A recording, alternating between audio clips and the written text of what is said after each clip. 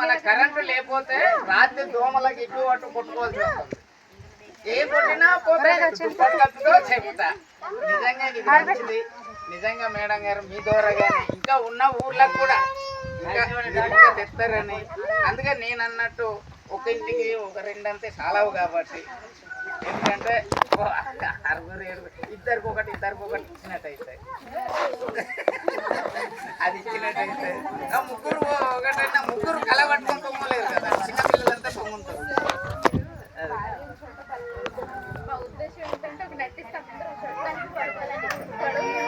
ఇది కలిపాం.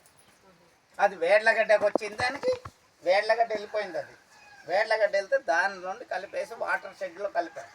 అంటే దీంట్లో ఏంటంటే అవగాహన చూసుకున్నక్కడే ఇస్తున్నారు వీళ్ళు. ఇబ్బంది కదా అని నేను అనేది. ఎందుకంటే వాళ్ళకి ఇచ్చారు, మాకెందుకు ఇవ్వాలి. ఇచ్చేసాం. ఎర్రగొండ పంచాయతీ ఎక్కడ ఇచ్చారు? పసిరిగిన్ని ఇచ్చారు, వడ్డీగడ్డ ఇచ్చారు, కోయిత కొంత ఇచ్చారు, కోటి ఇచ్చారు, అయిపోయింది. ఇక కోర్టు మనం పంపించారు. కోర్టులు కూడా వస్తాయి, ఇవి కూడా వస్తాయి, వాటర్ షెడ్ కూడా వస్తాయి.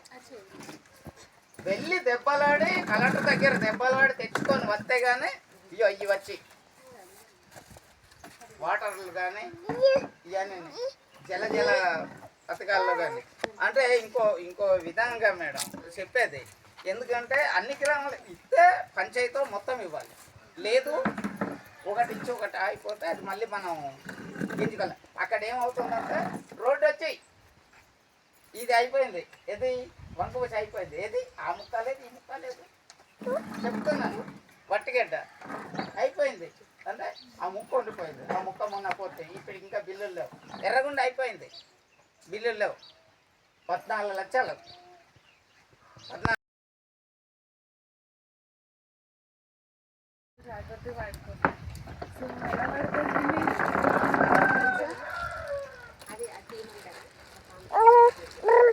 ఎలా వాడతారు?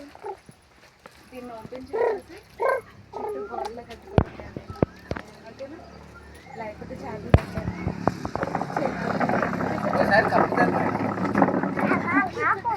ఎంత సరిపోతుందో అలా వాడతారా? అసలు అలా వాడకూడదు, ఓకేనా?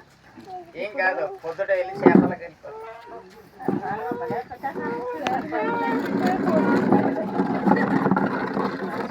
ఓకేనా?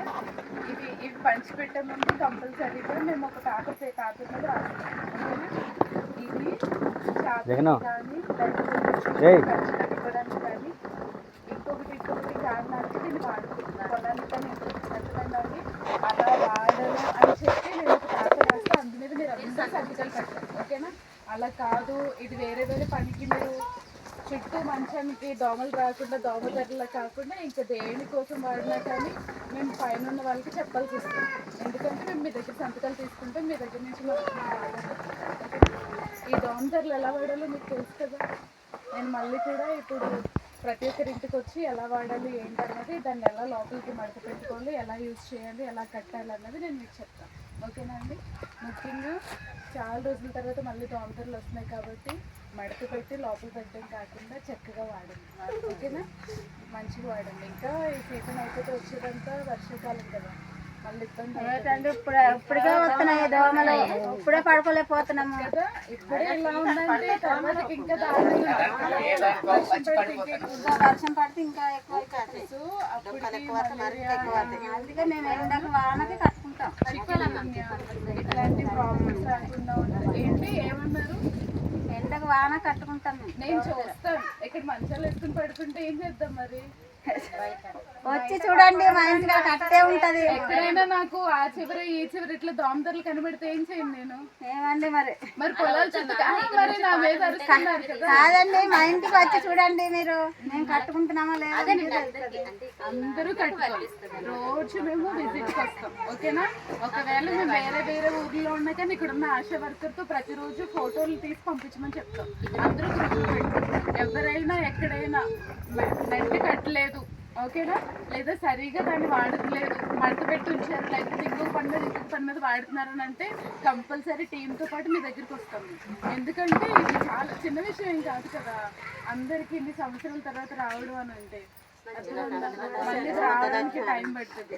తర్వాత మేము ఆల్రెడీ ఇమేజెస్ చూసాం, చాలా క్వాలిటీగా మంచిగా ఈసారి